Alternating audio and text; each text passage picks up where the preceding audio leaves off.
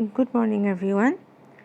আজি তোমালোকক মই The Honest Woodcutter a lesson to বুজাই দিওঁ। প্ৰত্যেকে মন দি ভিডিঅ'টো চাবা।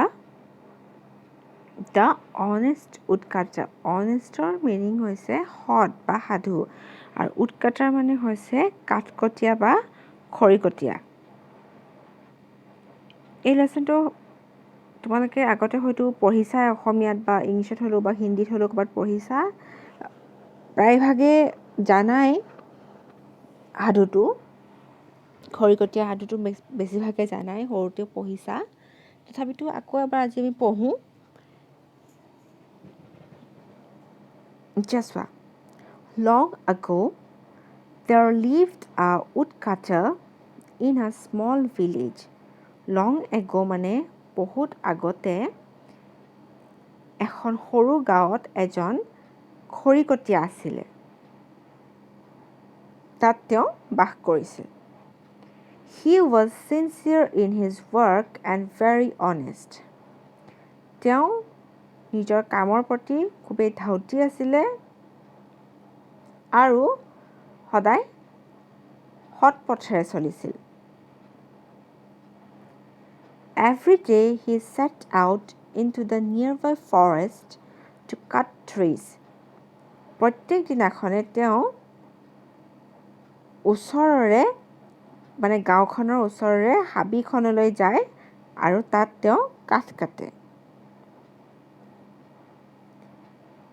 He brought the woods back into the village and sold them out to a merchant. আৰু তেওঁ সেই গছৰ পৰা কাঠবোৰ কাটি গাঁৱলৈ লৈ আহে আৰু তাত তেওঁ এজন ব্যৱসায়ী বিক্ৰী কৰে। মাৰ্চেণ্ট মানে ব্যৱসায়ী। Thus he earned his living. আৰু তেনেকৈ তেওঁ নিজৰ উপাৰ্জন তেওঁ জীৱিকা নিৰ্বাহ কৰিছিলে বা টকা পইচা অলপমান উপাৰ্জন কৰিছিল। সেনেকৈ খৰি বিক্ৰী কৰিয়ে তেওঁ কেইটামান টকা উপাৰ্জন কৰিছিল। He was satisfied with the little money he earned and lived happily. আৰু তেওঁ যি অকণমান কেইটকামান যি টকা উপাৰ্জন কৰিছিল সেইখিনিতে তেওঁ সন্তুষ্ট হৈছিলে। He was satisfied মানে সন্তুষ্ট হোৱা। The little money, যিখিনি কম পইচা দি তেওঁ খৰি বিক্ৰী কৰিতো বহুত বেছি পইচা পোৱা নাযায়, কিন্তু সেই যিমানখিনি পইচা তেওঁ উপাৰ্জন কৰিছিলে কম পৰিমাণে হ'লেও সেইখিনি টকা দিয়ে তেওঁ সন্তুষ্ট হৈছিলে আৰু সুখত বাস কৰিছিল, সুখেৰে জীয়াই আছিলে। One day, while cutting a tree near a river, আৰু এদিনাখন one day মানে এদিনাখন while while মানে যেতিয়া তেওঁ নদীৰ পাৰত কাঠ কাটি আছিলে, his wooden axe slipped out of his hand. তেওঁৰ যিখন axe অৰ্থাৎ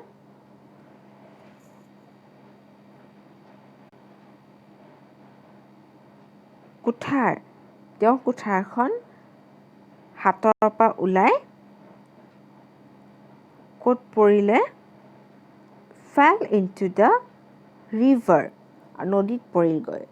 তেওঁ এদিনাখন নদীৰ পাৰত কাঠ কাটি থকাৰ সময়তে হঠাৎ হাতৰ পৰা পিছল খাই, slipped out মানে পিছল খোৱা, হাতৰ পৰা পিছল খাই কুঠাৰখন গৈ নদীত পৰিল। The poor woodcutter became sad at this sudden incident. আৰু সেই দুখীয়া খৰিকটীয়াজন দুখত ভাগি পৰিল। এই ঘটনাটোৰ পৰা তেওঁ দুখত ভাগি পৰিল। যিহেতু তেওঁৰ ওচৰত এখনেই কুঠাৰ আছিলে আৰু সেই কুঠাৰখনৰ সহায়তে তেওঁ কাঠ কাটি সেই কাঠবোৰ বিক্ৰী কৰি দুটকামান টকা উপাৰ্জন কৰিছিলে, কিন্তু এতিয়া যদি তেওঁৰ লগত কুঠাৰখনেই নাথাকে তেওঁ কেনেকৈ নিজৰ জীৱন নিৰ্বাহ কৰিব? সেই কথা ভাবিয়ে তেওঁ দুখী হৈ পৰিল। He did not have another axe with him. আৰু তেওঁৰ লগত আন এখন কুঠাৰ নাই, তেওঁৰ ওচৰত এখনেই কুঠাৰ আছে। যদি তেওঁৰ ওচৰত আৰু এখন কুঠাৰ থাকিলে হয় তেওঁ ইমান দুখ নকৰিলে হয়। যেনেকুৱা হ'লে হয় যে এখন কুঠাৰ ঠিক আছে, এখন কুঠাৰ নদীত যদি পৰিল আৰু একো নাই, মোৰ ওচৰত আৰু এখন কুঠাৰ যিহেতু আছে মই জীৱন নিৰ্বাহ কৰিব পাৰিম কাঠ কাটি। কিন্তু এতিয়া তেওঁৰ ওচৰত এখনেই কুঠাৰ আছিলে, একমাত্ৰ কুঠাৰখনো তেওঁৰ নদীত পৰি গ'ল।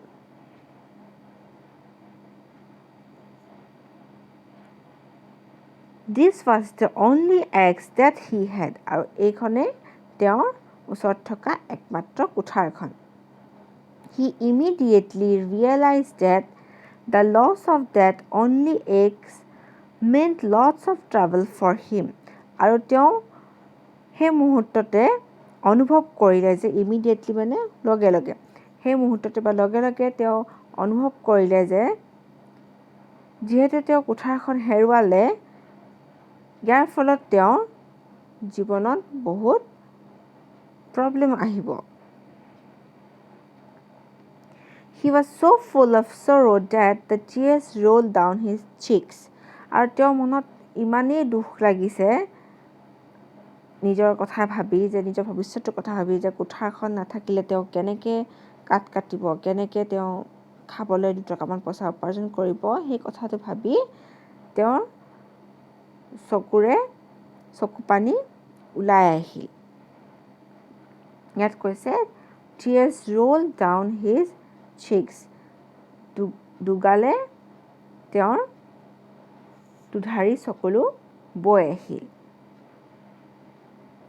He sat down on the ground, covered his face with hands and burst into a loud cry. তেওঁ মাটিতে বহি পৰিল। Covered his face, আৰু মুখখন হাতেৰে ঢাকি ল'লে।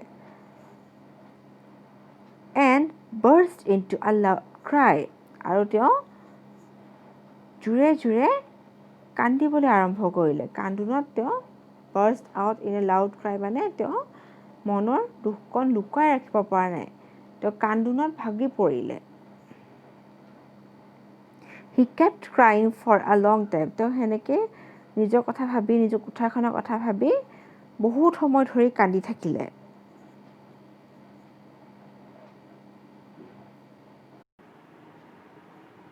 All of a sudden, the woodcutter heard someone calling by his name. আৰু হঠাতে তেওঁ woodcutter মানে সেই খৰিকটাজনে শুনা পালে যে তেওঁৰ নামটো লৈ কোনোবাই তেওঁক মাতিছে। The kind voice asked him to stop crying. আৰু সেই যেন মৰমীয়াল মাতটোৱে তেওঁক কৈছে যে তুমি নাকান্দিবা, তুমি দুখ নকৰিবা। He raised his face. যিহেতু খৰিকটাজনে মাটিতে বহি নিজৰ মুখখন ঢাকি জোৰে জোৰে কান্দি আছিলে, সেই মাতটো শুনি, মৰমৰ মাতটো শুনি, দয়ালু যেন মাতটো শুনি সি ওপৰলৈ মূৰ তুলি চালে। He saw no one. কিন্তু তেওঁ কাকো দেখা নাপালে। He was surprised and frightened too. তেওঁ আচৰিতো হৈছে আৰু অলপ ভয়ো খাইছে যে মোৰ নামটো লৈ মাতিছে, মোক কৈছে যে নাকান্দিবা। লগালগ যেন চালোঁ মই মূৰ তুলি, কোনেনো মোক মাতিছে, সেইটাচোন কোনো নাই। অকণমান ভয়ো খাইছে যে মাত আছে, মই মানুহটো দেখা নাই, কোন হ'ব পাৰে। আচৰিতো হৈছে, অলপ ভয়ো খাইছে। The afternoon sun was about to set. আৰু বেলি লাহেকৈ পৰিবলৈ আৰম্ভ কৰিছে। এতিয়া বেলি ডুবিব, আন্ধাৰ হৈ আহিব। He again looked around him.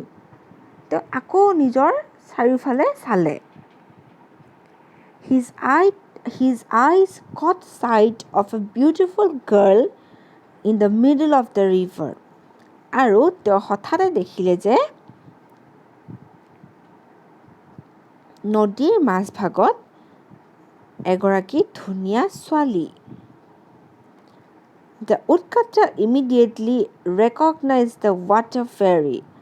আৰু তেওঁ অৰ্থাৎ খৰিকটীয়াজনে লগে লগে সেই মুহূৰ্ততে অনুভৱ কৰিলে যে গম পালে চিনি পালে যে এয়া হৈছে জলপৰী। যিবিলাক পৰী তোমাৰ পানীত থাকে সেয়ে হৈছে জলপৰী। When the water fairy asked him the reason of his sorrow, he narrated the whole incident to her. যেতিয়া এই জলপৰীগৰাকীয়ে খৰিকটীয়াজনৰ দুখৰ কথা সুধিলে, sorrow মানে দুখ বা বেজাৰ, দুখৰ কথা সুধিলে, খৰিকটীয়াজনে তাৰ লগত কি হ'ল গোটেই ঘটনাটো জলপৰীজনীক ক'লে। After knowing that, the fairy asked him not to worry and dive into the river. আৰু সেই জলপৰীগৰাকীয়ে গোটেই ঘটনাটো জনাৰ পিছত ক'লে যে খৰিকটীয়াজনে ক'লে যে আপুনি চিন্তা কৰিব নালাগে, মই এতিয়াই আপোনাৰ কুঠাৰখন পানীৰ ভিতৰলৈ গৈ অৰ্থাৎ নদীৰ ভিতৰলৈ গৈ বিচাৰি আনিম। She told him that she would bring him eggs from the bottom of the river. আৰু জলপৰীগৰাকীয়ে খৰিকটীয়াজনক ক'লে যে আপুনি কোনো ধৰণৰ চিন্তা কৰিব নালাগে, মই নদীখনৰ একদম তলিৰ পৰা হ'লেও আপোনাৰ কুঠাৰখন বিচাৰি আনি দিম। The woodcutter was very happy. আৰু এই কথাখিনি শুনি খৰিকটীয়াজন সুখী হ'ল। তেওঁ ভাবিছে যে এতিয়া জলপৰীগৰাকী নদীৰ ভিতৰলৈ সোমাই যাব আৰু মোৰ কুঠাৰখন বিচাৰি আনি মোক দিব। তেতিয়া মই আকৌ খৰি কাটিব পাৰিম, কাঠ কাটিব পাৰিম। সেই কাঠ বা খৰিখিনি বিক্ৰী কৰি মই 2 টকামান পইচা উপাৰ্জন কৰিম। After some time, she reappeared in the surface of the water with a golden eggs. After some time মানে কিছু সময়ৰ পিছত reappeared পুনৰাই জলপৰীগৰাকী দেখা দিলে with an golden eggs আৰু হাতত এখন কি আছে সোণৰ কুঠাৰ। The woodcutter told her with a heavy heart that it was not his eggs. আৰু খৰিকটীয়াজনে সেই সোণৰ কুঠাৰখন দেখি ক'লে যে এইখন মোৰ কুঠাৰ নহয়। The fairy again dived into the river and popped up with a silver eggs this time. আৰু জলপৰীগৰাকী পুনৰাই পানীৰ ভিতৰলৈ ডুব মাৰিলে আৰু এইবাৰ দ্বিতীয়বাৰ যেতিয়া ওলালে পানীৰ পৰা ওলাওঁতে হাতত কি আনিলে এখন ৰূপৰ কুঠাৰ। Again the woodcutter sadly told her that this was not his eggs. এইবাৰো খৰিকটীয়াজনে আকৌ দুখ মনেৰে ক'লে যে এই ৰূপৰ কুঠাৰখন মোৰ নহয়। Again this time the fairy smiled at him and promised to bring him his wooden eggs. প্ৰথমবাৰ সোণৰ কুঠাৰখন দিওঁতেও খৰিকটীয়াজনে নহয় বুলি ক'লে, দ্বিতীয়বাৰ ৰূপৰ কুঠাৰখন দিওঁতেও খৰিকটীয়াজনে নিজৰ নহয় বুলি ক'লে। এই 3 নম্বৰ বাৰত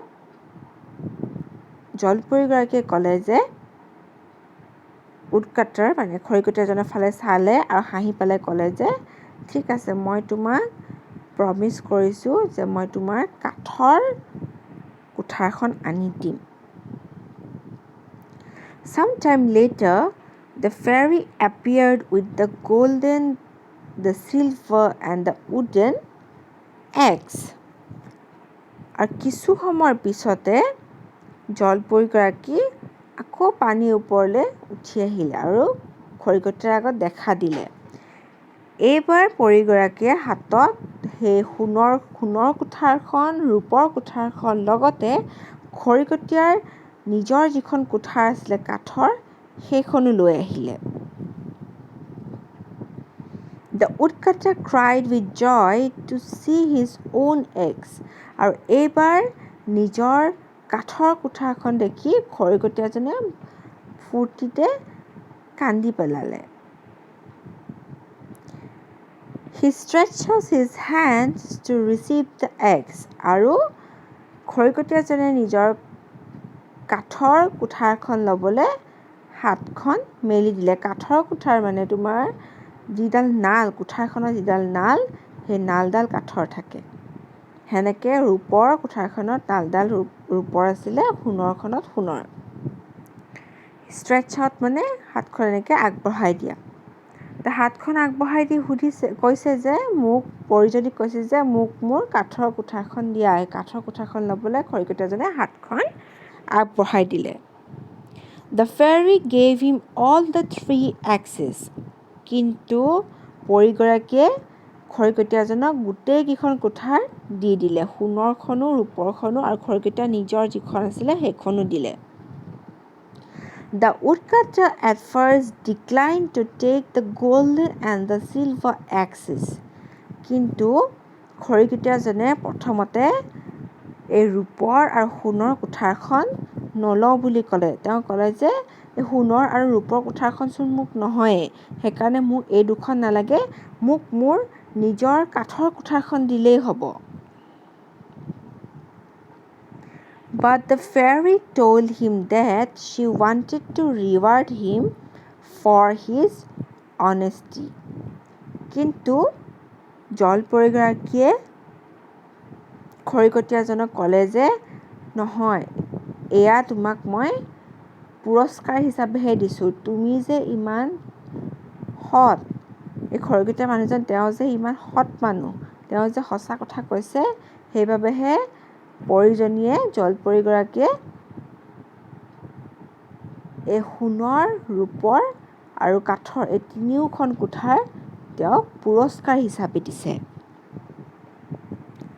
She was very happy to find the fact that the woodcutter was not at all greedy. আৰু জলপৰীগৰাকীয়ে এই কথাটো গম পাই খুবেই আনন্দিত হ'ল যে খৰিকটীয়াজন একেবাৰেই লোভীয়া নহয়। কাৰণ প্ৰথমবাৰ যেতিয়া দেখুৱাইছিলে সোণৰ কুঠাৰখন, যদি খৰিকটীয়াজন অসৎ হ'লে হয়, সৎ স্বভাৱৰ যদি মানুহ নহ'লে হয়, লোভীয়া হ'লে হয়, তেতিয়াতো ক'লে হয় যে এই সোণৰ কুঠাৰখনে তেওঁৰ। কিন্তু তেওঁৰ সেই লোভীয়া স্বভাৱটো নাই আৰু তেওঁ সদায় সৎ পথেৰে চলে। সেইকাৰণে তেওঁ সঁচা কথাটো কৈ দিছিল যে সোণৰ আৰু ৰূপৰ কুঠাৰখন তেওঁৰ নহয়, কাঠৰ কুঠাৰখনহে তেওঁৰ। আৰু তেওঁ কাঠৰ কুঠাৰখন বিচাৰি পৰীগৰাকীক অনুৰোধ কৰিছিল যে মোক মোৰ কাঠৰ কুঠাৰখন ঘূৰাই দিয়া, মোক সোণ ৰূপৰ কুঠাৰ নালাগে, এইবিলাক কুঠাৰ মোৰ নহয়। এতিয়া একেবাৰে শেষত এটা ইম্পৰ্টেণ্ট বাক্য কৈছে, grid is a vice. Grid মানে লোভ আৰু ভাইচ মানে হৈছে পাপ, লোভ হৈছে পাপ। অসমীয়াত এষাৰ কথা আছে যে লোভেই পাপ, পাপেই মৃত্যু। সেই সেনেকুৱা ধৰণৰে কথা যে গ্ৰীড ইজ আ ভাইচ মানে লোভ হৈছে পাপ। শিক্ষাৰ্থীসকল, তোমালোকে নিশ্চয় এই লেচনটো বুজি পাইছা। I know all of you know this story, but again you have to read this story because to know some words in English. For example, words like honest, merchant, happily, slept, wooden axe, immediately, surprised, water fairy, popped up, these are some new words that you have learned in this lesson. I know all of you know the story, but here you have learned some new words, some new English words. So that is very important for you.